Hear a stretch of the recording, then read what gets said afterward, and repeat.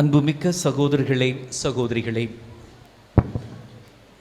சாவே உன் வெற்றி எங்கே, சாவே உன் கொடுக்கு எங்கே என்று பவுலடியாருடன் கொரிந்தியருக்கு எழுதிய முதல் திருமுகம் 15ஆம் அதிகாரத்திலே அவரோடு சேர்ந்து நாம் முழக்கமிடுகின்ற இரவு இது. சாவே உன் வெற்றி எங்கே, சாவே உன் கொடுக்கு எங்கே, சாவு வீழ்ந்தது, வெற்றி கிடைத்தது என்று இன்று திரு அவை முழுவதும், ஏன் உலகம் முழுவதுமே உச்சரித்து உற்சாகமாக மகிழ்ச்சியோடு வெற்றி விழா கொண்டாடுகிற இரவு நேரத்தில் நாம் எல்லோரும் இங்கு கூடியிருக்கின்றோம். அன்புமிக்கவர்களே, திருப்பாடல் ஆசிரியர் மிக அழகாக பாடுகின்றார். கட்டுவோர் விலக்கிய புறக்கணித்த கல் வீட்டிற்கு மூலைக்கல் ஆயிற்று. 3 நாட்களுக்கு முன்னால் இந்த கல் உதவாத கல், இந்த கல் தேவையில்லாத கல் என்று அவர்கள் புறக்கணித்த ஒதுக்கிய கல் இன்று இந்த மீட்பின் வீட்டுக்கு மூலைக்கல்லாக, முக்கிய கல்லாக, முகாமை கல்லாக, முன்னிலை கல்லாக மாறி இருக்கிறது. அதுதான் இன்றைய விழாவுடைய மகிழ்ச்சி. அன்புமிக்கவர்களே, இயேசு பாதாளத்தில் இறங்கினார். இன்று 3ஆம் நாள் மாட்சியோடு உயிர்த்தெழுந்தார் என்று நாம் நம்முடைய நம்பிக்கை அறிக்கையை செய்து கொண்டிருக்கிற தருணம் இது. அன்புமிக்கவர்களே, இந்த நேரத்தில் நாம் எல்லோரும் இந்த இரவு நேரத்திலே ஒன்று கூடியிருப்பது மிக சிறப்பானது. திரு அவையினுடைய பாரம்பரியத்திலும் வழிபாட்டு முறையிலும் பல முக்கியமான திருவிழிப்புகள் இருக்கின்றன. உதாரணமாக கிறிஸ்து பிறப்பு விழா என்றால் அந்த நள்ளிரவு நேரத்திலே இடையர்கள் தங்கள் ஆடுகளுக்கு திறந்த வெளியிலே காவல் காத்து கொண்டிருந்த பொழுதுதான் வானத்துதர் அவர்களுக்கு தோன்றி மாபெரும் மகிழ்ச்சியூட்டும் நற்செய்தி அறிவித்தார் என்பதால் கிறிஸ்து பிறப்பு விழாவை இரவு நேரத்தில் கொண்டாடுகின்றோம். இதுபோல திரு அவையிலே 2-3 விழாக்கள் இரவு நேரத்திலே கொண்டாடுகின்றோம். நம்முடைய ஆரோக்கிய மழைமலை மாதா திருத்தலத்திற்கு சொந்தக்காரர்களாகிய பக்தர்களாகிய உங்களுக்கு இந்த திருவிழிப்பு என்பது கைவந்த கலை. உங்களுடைய ஆன்மீக அனுபவம் என்பது நம்ம எல்லோருக்கும் தெரிந்தது. அது பௌர்ணமியாக இருக்கலாம், அல்லது முழு நிலவாக இருக்கின்ற பௌர்ணமி, அல்லது நாம் கொண்டாடுகின்ற அமாவாசையாக இருக்கலாம், அல்லது முதல் சனிக்கிழமையாக இருக்கலாம். நாம் இப்படி இரவு நேரங்களில் கண் விழித்து அந்த நிலாவை வைத்து அன்னை மரியாவோடு அவரை ஒப்பிட்டு பார்த்து இரவு நேரங்களில் ஜெபிக்கின்ற பக்தர்களாக, பழகியவர்களாக நாம் இருக்கின்றோம். ஆனால் அன்புமிக்குள்ளே ஒன்றை மட்டும் நாம் புரிந்து கொள்ள வேண்டும். திரு அவையில் இருக்கின்ற அத்தனை திருவிழிப்புகளுக்கும் ஆங்கிலத்தில் விஜில் என்று சொல்வார்கள்.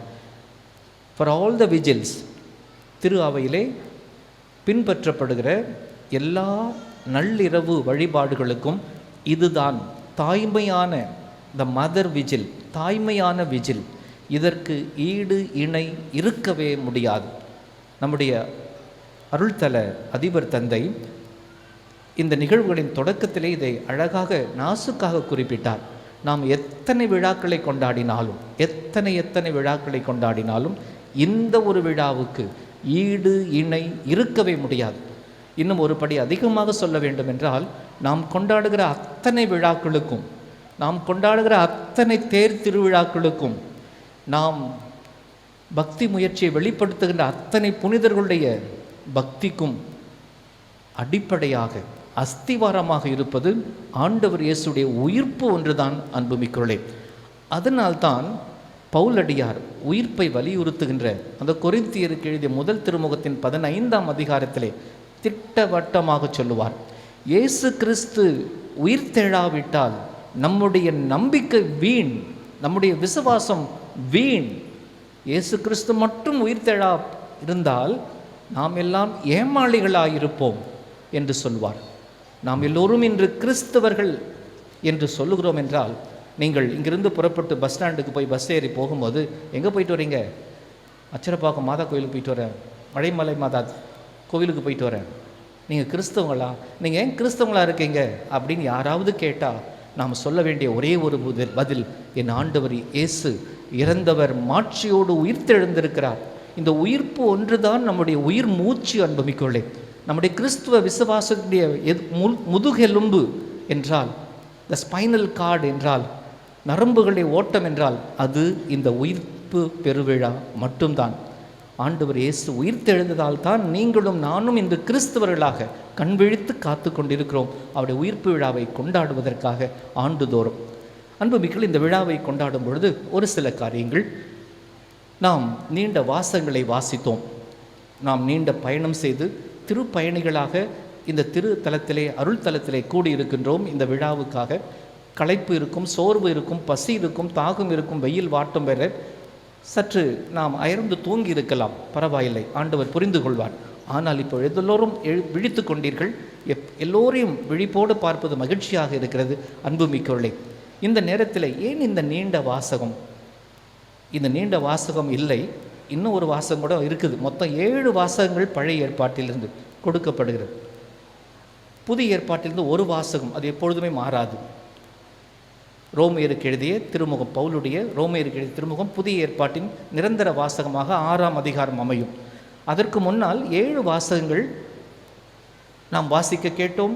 ஒவ்வொரு வாசகத்திற்கும் திருப்பாடல், அதோடு தொடர்புடைய திருப்பாடல், அதன் பிறகு அதை ஒன்று சேர்க்கிற ஒரு ஜெபம் என்ற அழகாக திரு அவை நம்முடைய அதுதான் கத்தோலிக்க திரு அவையின் பாரம்பரியம் என்று பெருமையாக சொல்லலாம். என் கத்தோலிக்க திரு அவையுடைய பாரம்பரியம் இப்படி வழிபாட்டை அழகு செய்து தருவது.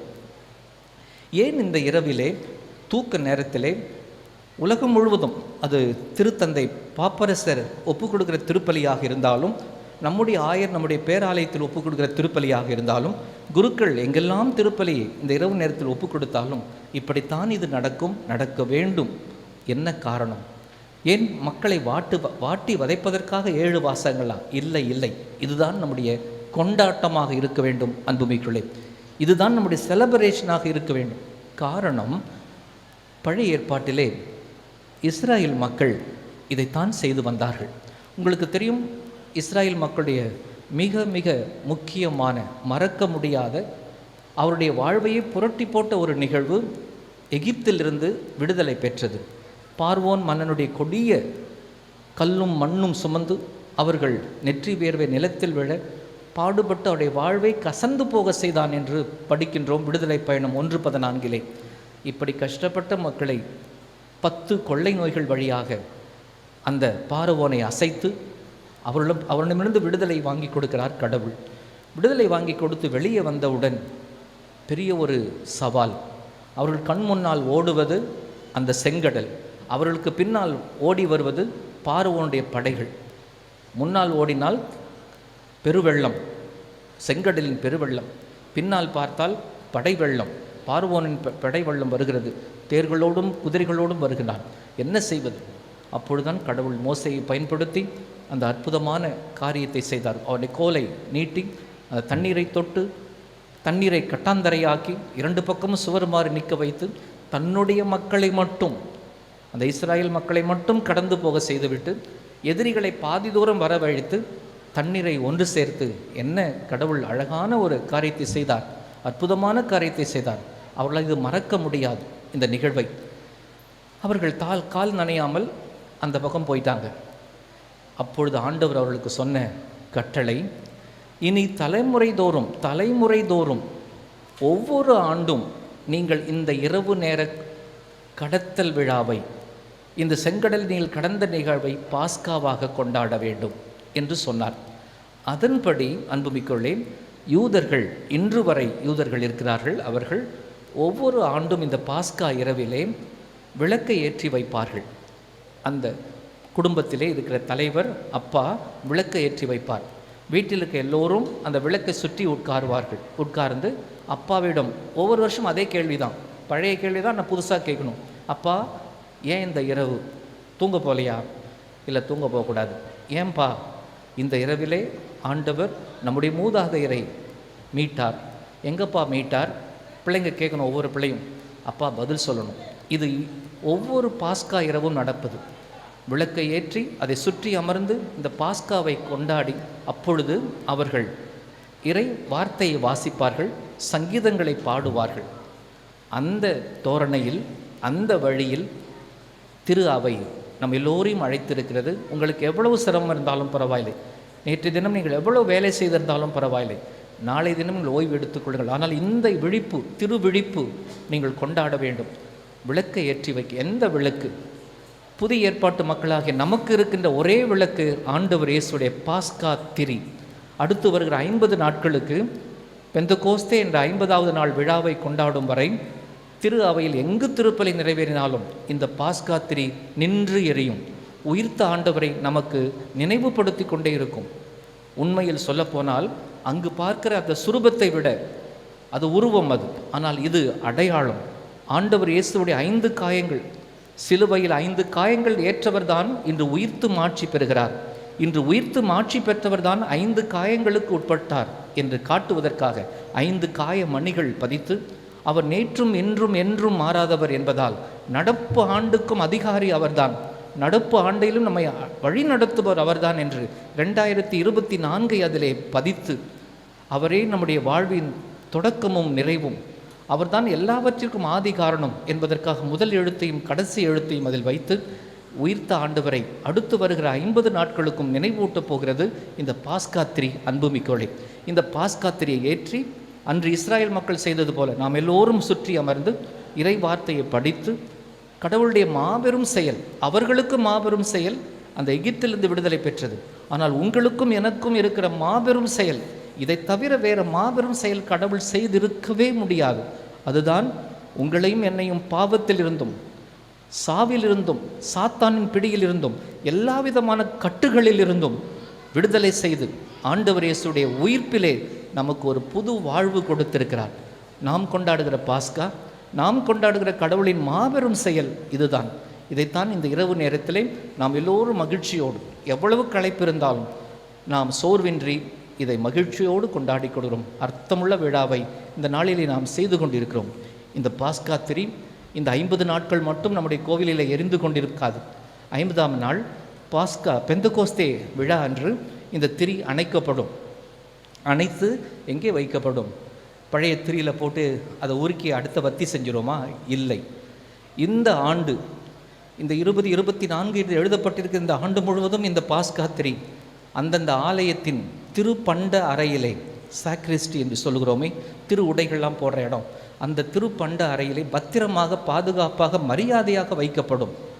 ஏனென்றால் இது முதற்கொண்டு ஒவ்வொரு கிறிஸ்தவன் திருமுழுக்கு பெறும்பொழுதும், எப்பொழுதெல்லாம் அந்த ஆலயத்திலே திருமுழுக்கு தரப்படுகிறதோ, ஞானஸ்நானம் கொடுக்கப்படுகிறதோ, அப்பொழுது இந்த பாஸ்கா திரி அங்கு கொண்டு வந்து வைக்கப்படும்.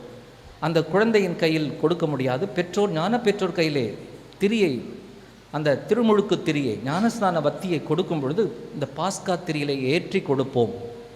அது மட்டுமல்ல, யாராவது ஒரு கிறிஸ்தவர் கடவுளுடைய திட்டப்படி இறக்க நேரிட்டால், விண்ணகம் செல்ல நேரிட்டால், அவருடைய கடைசி வழியனுப்பு திருப்பலியின் பொழுது நாம் என்ன வைக்கிறோமோ இல்லையோ, பாஸ்கா திரி அவருடைய தலைமாட்டில் வைக்கப்பட வேண்டும் என்பது திரு அவையின் வழிபாட்டு வழிமுறை, நெறிமுறை. ஏனென்றால் அவர் இயேசுவுடைய இறப்பு உயிர்ப்பிலே பங்கேற்று உயிர்ப்பின் வாழ்வுக்கு செல்லுகிறார் என்பதை காட்டுவதற்காக இறந்தவருடைய உடல் கிடத்தப்பட்ட அந்த இறுதி வழியனுப்பும் திருப்பலியிலே இந்த பாஸ்கா திரி எரிய வேண்டும். அருமையாக பாருங்கள், ஒரு கிறிஸ்தவனுடைய வாழ்வின் தொடக்கம் திருமுழுக்கு, இந்த வாழ்வின் நிறைவு அவருடைய நல்லடக்கம். 2 தருணங்களிலும் இந்த திரி எரிய போகிறது, எரிய வேண்டும், ஒவ்வொரு பங்கிலும் வைத்திருக்க வேண்டும். இதுதான் திரு அவை நமக்கு காட்டுகின்ற நெறிமுறை. நம்முடைய, அதான் சொன்னேன், ஒரு கிறிஸ்தவனுடைய விசுவாச வாழ்வினுடைய முதுகெலும்பு, உயிர் மூச்சு ஆண்டவருடைய உயிர்ப்பு தான். அவர் மட்டும் உயிர் தெழாவிட்டால் நம்முடைய விசுவாசம் வீணாக போயிருக்கும். அன்புமிக்கொள்ளே, இந்த நாள் 3ஆம் நாள் கொண்டாட்டம், வெள்ளி, சனி, ஞாயிறு. இந்த ஞாயிறு ஏறக்குறைய வந்துவிட்டது. 12 மணிக்கு மேல் இதை கொண்டாடுகிறோம், வாசங்களோடு ஆரம்பித்து. விவிலியத்திலே 3ஆம் நாள் மிக முக்கியமானது. எங்கெல்லாம் 3ஆம் நாள் சொல்லப்படுகிறதோ அங்கெல்லாம் கடவுளுடைய தனிப்பட்ட மாட்சி வெளிப்படுத்தப்படுகிறது. கடவுள் தன்னை சிறப்பாக வெளிப்படுத்துகின்றார். பல உதாரணங்கள் சொல்லலாம். உதாரணமாக தொடக்க நூல் 22ஆம் அதிகாரம் 14ஆம் வசனம். 22ஆம் அதிகாரத்திலே ஆபிரகாம் தன் மகன் ஈசாக்கை பலியிடுவதற்காக மோரே என்ற மலைக்கு கழுதை மீது விறகு கட்டைகளை வைத்து அழைத்து கொண்டு செல்கிறார். அந்த மோரே மலையை நோக்கி ஆபிரகாம், ஈசாக்கு, கழுதை, அவருக்கு உதவியாளர்கள், இவர்கள் புறப்பட்டு போகிறார்கள். அந்த மலையை போய் சேர்வது 3ஆம் நாள். 3ஆம் நாள் தான் அந்த மலையை போய் சேர்ந்தவுடன் கடவுள் என்ன மாட்சியை வெளிப்படுத்தினார்? வெட்ட வேண்டியது ஈசாக்கை அல்ல, செம்மறியை. எந்த செம்மறி? முட்களிலே மாட்டிக்கொண்ட ஒரு செம்மறி, கடவுள் தாமே காட்டுகிற செம்மறி. ஈசாக்கு உலகின் பாவங்களை போக்க முடியாது. அந்த செம்மறி, முட்களிலே மாட்டிக்கொண்ட அந்த செம்மறி தான் உலகின் பாவங்களை போக்கும். யார் அந்த செம்மறி? பையன் கேட்குறான், அப்பா உன் கையில் நெருப்பு இருக்குது, உன் கையில் கத்தி, வெட்டு கத்தி இருக்குது, என் மேலே விறகு கட்டை இருக்குது, செம்மறி எங்கே? விறகு கட்டை இருக்குது, நெருப்பு இருக்குது, கத்தி இருக்குது, வெட்டி ஒப்பு கொடுக்க ஆட்டுக்குட்டி எங்கன்னு கேட்குறாரு. அப்போ ஆபிரகாம், நீ தாண்டா அந்த ஆட்டுக்குட்டின்னு சொல்லியிருக்கணும், உன்னை தாண்டா வெட்ட போகிறேன்னு சொல்லியிருக்கணும். எப்படி சொல்லுவார் அப்பா? ஆனால் அழகாக இறைவாக்காக சொல்லுகிறார், ஆட்டுக்குட்டியை பொறுத்தவரை, செம்மறியை பொறுத்தவரை கடவுள் தாமே பார்த்து கொள்வார். கடவுள் தாமே பார்த்து கொள்வார். கடவுள் பார்த்துக்கிட்டார். அந்த செம்மறி தான் ஆண்டவர் இயேசு கிறிஸ்து. எனவே தான் இவர் முள்முடியை, அந்த முள்ளில் மாட்டிக்கொண்டிருந்த அந்த செம்மறி போல இவர் முள்முடியை தாங்கியவராக சிலுவையிலே இறப்பதைப்பார். இந்த காட்சி அங்கே நடப்பது 3ஆவது நாளிலே. 3 நாள் பயணத்துக்கு பிற்பாடு அப்பாவும் பையனும் அந்த மலையை போய் சேர்ந்த பிற்பாடு தான் இந்த வெளிப்பாடு கிடைக்கிறது. இந்த மாதிரி நிறைய உதாரணங்கள் சொல்லலாம். விடுதலை பயணம் 19ஆம் அதிகாரத்திலே படிக்கின்றோம். விடுதலை பயணம் 19ஆம் அதிகாரம் 11ஆம் வசனத்திலே இஸ்ராயல் மக்கள் செங்கடலை கடந்துட்டாங்க. முதல் முறையாக போய் காலை வைக்கிறாங்க. பாலைவனத்தில் ஒரே மணல் பரப்பு, அங்கே ஒரே ஒரு மலை மட்டும் தான் இருக்குது. அந்த மலை சீனாய் மலை. அந்த சீனாய் மலையிலே கடவுள் மோசேவுக்கு முதல் முறையாக காட்சி கொடுக்கிறார். உன் மக்களிடம் சொல், உன் மக்கள் 3 நாட்களுக்கு தயார் செய்ய வேண்டும். அவர்கள் குளித்து உடலை சுத்தமாக்க வேண்டும். அவர்கள் மனதை, பாவங்கள், கரைகள், குறைகள் இதையெல்லாம் நீக்கிவிட்டு மனதை சுத்தமாக்கி கொண்டு, உள்ளத்தையும் உடலையும் சுத்தமாக்கி கொண்டு 3 நாட்கள் பொறுத்து இந்த மலையடி வாரத்துக்கு எல்லாரையும் கூப்பிட்டு வா. உங்களெல்லாம் இந்த மலையடிவார கூட்டிருக்கார் ஆண்டவர். அன்னைக்கு விடுதலை பயணம் 19-11 படிக்கிறோம். 3ஆம் நாள் மக்கள் எல்லாம் போய் அங்கே கூடி நிற்கிறாங்க. 3ஆம் நாள் எக்காலம் முழங்கப்படுகிறது, மின்னல் வெட்டுகிறது, இடி முழங்குகிறது, அந்த மலை முழுவதும் வெளிச்சமாகிறது. ஆண்டவர் காட்சி கொடுக்க முதல் முறையாக. இவ்வளவு அற்புதங்கள் செய்த கடவுள் யார்? 10 கொள்ளை நோய் அனுப்பி பார்வோனை தண்டித்த கடவுள் யார்? கால் நனையாமல் செங்கல்லை கடந்து செல்ல வைத்த கடவுள் யார் என்று முதல் முறையாக கடவுள் தம் ஆட்சியை வெளிப்படுத்த 3ஆம் நாள். எனவே இந்த 3ஆம் நாள் மிக மிக அருமையானது. நம்ம எல்லோருக்கும் தெரிந்த யோனா இறைவாக்கினர் கடவுளுடைய பேச்சை கேட்காம, அவர் சொன்னதை செய்ய விரும்பாமல் வேறு பக்கமாக ஓடுறார். யோனா அவர் போகிற இடத்துல அந்த கப்பல் பிரச்சனையாகிற, தூக்கி போட்டுடுறாங்க அவரை. ஒரு திமிங்கலம் அவரை முழுங்கிடுது. யோனா இறைவாக்கினர் முதல் அதிகாரம் 17ஆம் வசனத்திலே படிக்கிறோம். அந்த திமிங்கலம் யோனாவை தன் வயிற்றிலே வைத்திருந்து 3ஆம் நாள் அவரை வெளியே துப்பியது. எங்கே துப்பியது? அவர் எங்கே போக மாட்டேன்னு ஓடினாரா அந்த ஊரில் போய், அந்த கடலில் போய், அந்த கடற்கரையில் அவரை துப்புது. போடா, இங்கே தானே நீ வேலை செய்யணும், நீ தான் இங்கே தான் நினைவே மக்கள் மனம் திரும்புகிற அந்த காட்சியை, மாட்சியை பார்க்க வேண்டும் என்று யோனாவுக்கு 3ஆம் நாள். இவர் 3ஆம் நாள் நம்ம எல்லோருக்கும் தெரிந்த இந்த அருள்தல அன்னை மாதாவோடு தொடர்புடைய கானா ஊர் திருமணம் 3ஆம் நாள். அந்த நிகழ்வும் 3ஆம் நாள் தான் கடவுள் இயேசு தன் மாட்சியை வெளிப்படுத்தினார். முதல் முறையாக தான் யார் என்பதை எல்லோருக்கும் வெளிப்படுத்தினார். எல்லோரும் நம்பினார்கள் என்று. 3ஆம் நாள் மாட்சியின் நாள், மகிமையின் நாள், முக்கியமான நாள். இன்று 3ஆம் நாள். ஆனால் தான் திருப்பாடல் ஆசிரியர் சொன்னார், 3 நாட்களுக்கு முன்னால் வீடு கட்டுவோர் புறக்கணித்த கல் வேண்டாம் என்று, இது ஒத்துக்காது, இது உதவாத கல், இது தப்பான கல், கோணலான கல் என்று ஒதுக்கிய கல் இன்று வீட்டுக்கு மூளைக்கல், முக்கிய கல், முகாமை கல், முன்னிலை கல்லாக மாறுகிறது. Corner stone, capital stone, cardinal stone என்று ஆங்கிலத்தில் சொல்லுவார்கள்.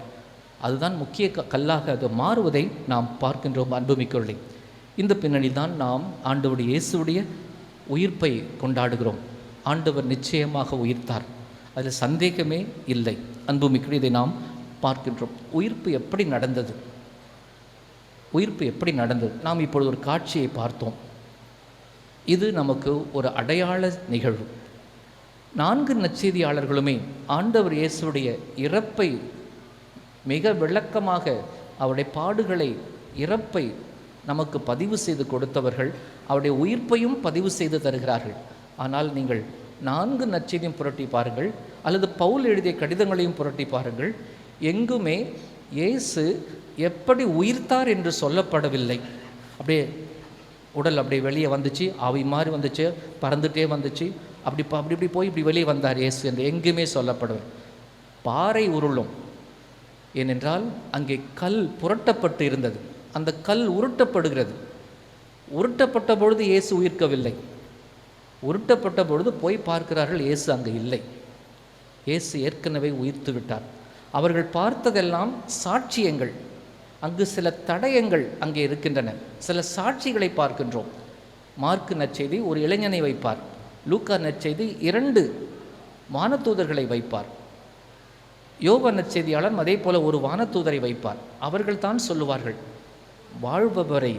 வாழ்பவரை ஏன் இறந்தவர்கள் மத்தியில் தேடுகிறீர்கள்? அவர் ஏற்கனவே உயிர்த்து விட்டார். அவர் ஏற்கனவே கலிலேயாவுக்கு போய்விட்டார். அங்கு போய் அவரை பாருங்கள் என்று ஆண்டவருடைய உயிர்ப்பை விளக்கி சொல்கிற சாட்சியங்கள் தான் கல்லறையில் இருக்கின்றன. அதற்கு உறுதியாக அவருடைய ஆடைகள், அவருக்கு சுற்றி வைத்திருந்த ஆடைகள். அந்த காலத்தில், இயேசுவின் காலத்திலே உடல்களை திருடுவார்கள். எதற்காக திருடுவார்கள்? 2 முக்கியமான காரணம் சொல்லலாம். ஒன்று, அவருடைய உடலில் ஏதாவது முக்கியமான பொண்ணு பொருள் ஏதாவது இருந்தாக்கா அதோடு அவர்கள் அடக்கம் செய்திருந்தார். அதனால் தான் நாம் ரொம்ப கவனமாக சாவர இடத்துல பாருங்கள், எல்லாத்தையும் பிடிங்கிடுவோம், எல்லாத்தையும் கலெக்ட் பண்ணிவிடுவோம், வாங்கி வச்சுருவோம். அது அந்த காலத்திலேருந்தே பழக்கம். ஏன்னால் இதற்காகவே திருட வருவார்கள். ஒன்று. 2வது முக்கியமானது, இந்த பில்லி சூனியம் வைப்பவர்கள், இந்த தவறான ஆவிகளை பயன்படுத்துபவர்கள் இறந்தவர்களுடைய சில பொருட்களை, எலும்புகளை இதெல்லாம் வைத்துக்கொண்டு இந்த மாயஜால வித்தைகள் செய்து மக்களை மயக்கி, மக்களை ஏமாற்றி, மக்களை திசை திருப்புபவர்கள், பயமுறுத்துபவர்கள் இந்த சூனியம், பில்லி இதுக்கெல்லாம் பயன்படுத்துவர்கள் இருந்தார்கள் இயேசுவின் காலத்திலே. எனவே உடல் திருடுவது என்பது சர்வசாதாரணம்.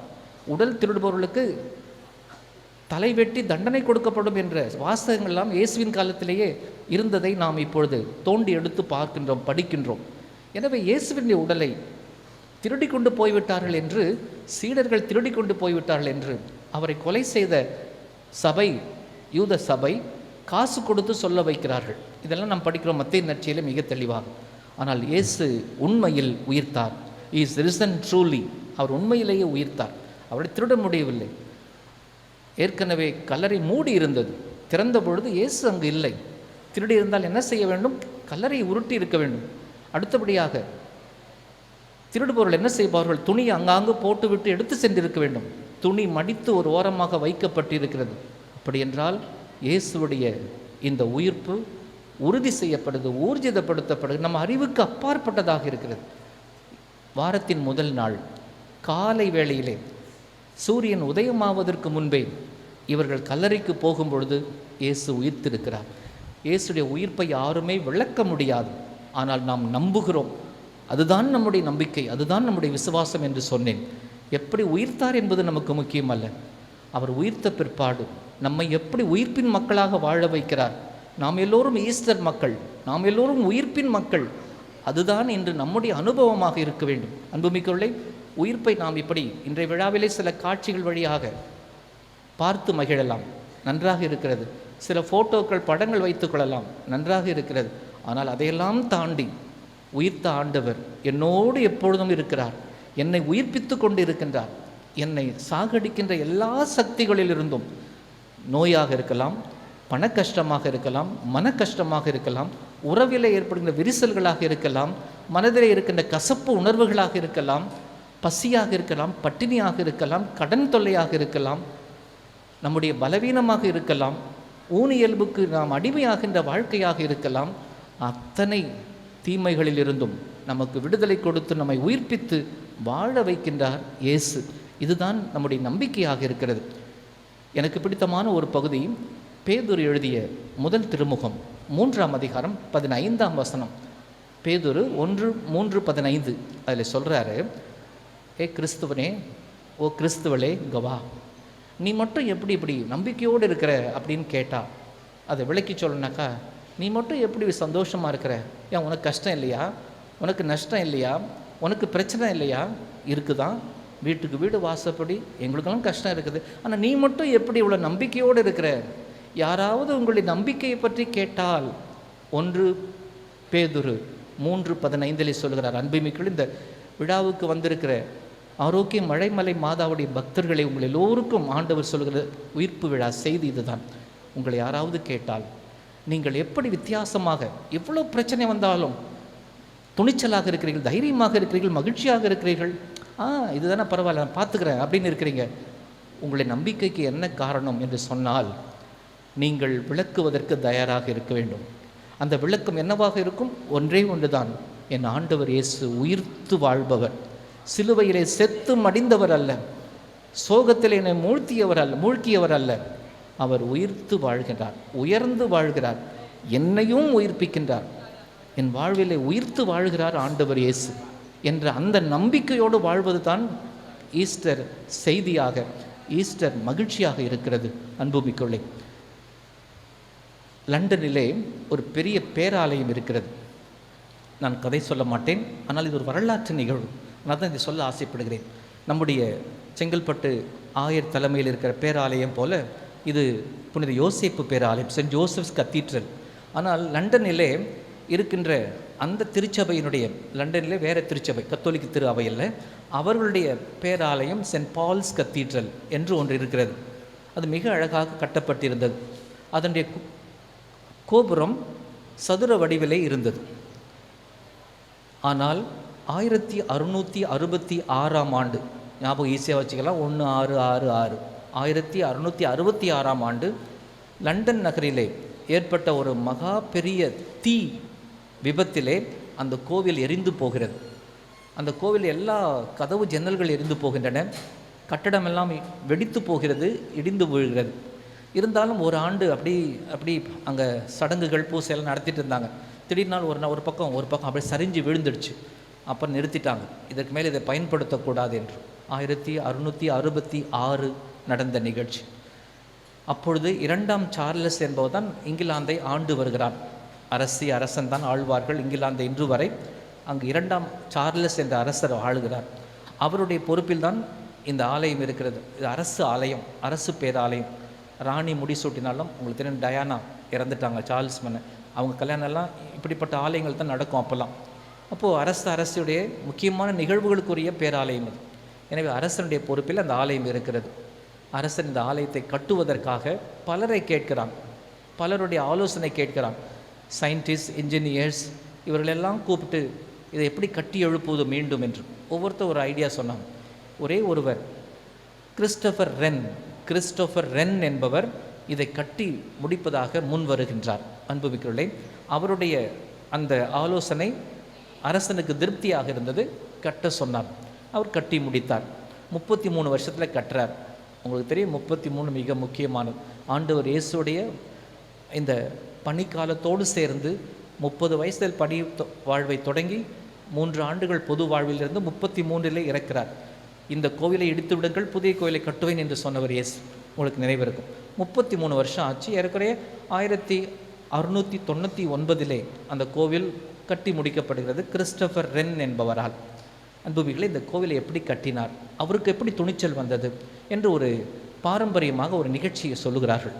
அவர் அந்த கோவில் இடிபாடுகளின் மத்தியிலே நடந்து கொண்டிருக்கிறார். கல் அப்படி தடுமாறி நடக்கிறார் அந்த இடிபாடுகள் மத்தியிலே. அங்கே ஒரு செங்கல் இருக்குது. ஒரு செங்கல் மட்டும் முழுமையாக இருக்கிறது, எரிந்து போயிருக்கிறது, கருப்பாக இருக்குது. அந்த செங்கலை எடுத்து பார்க்கிறார். அந்த செங்கல்லிலே ஒரே ஒரு வார்த்தை எழுதியிருக்கிறது. அது ஆங்கில நாடு, "He is risen", அவர் உயிர்த்து விட்டார் என்ற ஆங்கில வசனம் அதில் இருந்தது. பழைய காலத்து கோவில் கட்டிய பொழுது, அந்த முந்தின கோவில், இந்த செங்கலை ஏதோ பயன்படுத்தியிருக்கிறார். அந்த ஒரு செங்கல் இவர் கையிலே கிடைக்கிறது. "He is risen", அவர் உயிர்த்து விட்டார். அதான் அவருக்கு உத்வேகம் வந்தது. அவர் இந்த கோவிலை உயிர்த்தெழ செய்வார், இந்த கோவில் எழும்பும் என்று அவர் கங்கணம் கட்டிக்கொண்டு உறுதி எடுத்து அரசன் 2ஆம் சார்லஸிடம் போய் தன்னுடைய திட்டத்தை சொல்லி அதை முடித்தார் என்று சொல்லுகிறார்கள். அவர் முடிக்கும் பொழுது, அதை கட்டிய பொழுது, முதலில் சதுரமான கோபுரம் இருந்தது. அதை கூம்பு வடிவிலே அழகாக ஒரு வட்ட வடிவிலே ஒரு பாதி சக்கரம் போல, வட்டம் போல அதை அழகாக முடிக்கின்றார். அது எவ்வளோ உயரம் தெரியுமா? 365 அடி உயரம். அந்த புதிய கோவிலுடைய உயரம் 365. அழகாக சொல்லுவார்கள், "He is risen." அவர் உயிர்த்து விட்டார். எங்கே உயிர்த்திருக்கிறார்? என்னுடைய 365 நாட்களிலும் உயிர்த்து வாழ்கிறார். இந்த இரவு பாஸ்காவில் மட்டுமல்ல, என் ஆண்டவர் இயேசு உயிர்த்து வாழ்கிறார். என்னோடு ஒவ்வொரு நாளும் உயிர்த்து வாழ்கிறார். என் ஒவ்வொரு வாழ்வினுடைய முயற்சிகளிலும், என் முன்னெடுப்புகளிலும், தளர்ச்சிகளிலும், பின்னடைவுகளிலும், சோர்வுகளிலும், நோய்களிலும், தலைவலிகளிலும், வயிற்று வலியிலும் ஆண்டவர் இயேசு என்னோடு உயிர்த்து வாழ்கிறார். என்னை மீண்டும் மீண்டும் உயிர்த்தெழ செய்கிறார். என்ன அழகா! 365 அடி உயரம். அது சொல்லுது, ஒரு கேலண்டர் ஆண்டு ஒரு வருஷத்துக்கு 365. இந்த வருஷம் மட்டும் தான் 366. ஏனென்றால் லீப் வருஷம் 4 வருஷத்துக்கு ஒரு தடவை பிப்ரவரி மாதம் 29 நாள், ஒரு நாள் எக்ஸ்ட்ரா வருது. ஆனால் 365 தான் சாதாரணமான கேலண்டர் ஆண்டு. அழகாக அது அமைந்திருந்தது. 33 ஆண்டிலே கட்டப்பட்டது. ஆண்டவர் இயேசு உயிர்த்து வாழ்பவர் நம்முடைய ஒவ்வொரு நாளும் நம்மை வாழ வைத்து கொண்டிருக்கிறார். நம்பிக்கையோடு இந்த விழாவை கொண்டாடுவோம். அன்புமிக்கர்களே, இந்த விழாவுடைய மகிழ்ச்சி நம் வாழ்க்கை முழுவதும் தொடரட்டும். ஒவ்வொரு நாளும் நீங்கள் நினைவு கூற வேண்டியது, ஒருபுறம் சிலுவை, அவருடைய அன்பினுடைய எல்லை. இவ்வளவு அன்பு செய்தேன் என்று கையை விரித்து காட்டுகிறார். அந்த அன்பினுடைய வெற்றி இன்று இயேசு உயிர்த்து நம்மோடு வாழ்கிறார். நம்மையும் உயிர்த்த மக்களாக வாழ வைக்கிறார். அல்லேலூயாவை பாட வைக்கின்றார். மகிழ்ச்சியாக நம்மை இருக்க வைக்கிறார் என்ற அந்த சந்தோஷத்திலே இந்த நாளையும், இந்த நாளை தொடர்ந்து வருகின்ற பாஸ்கா காலத்தையும் நாம் கொண்டாடி மகிழ்வோம்.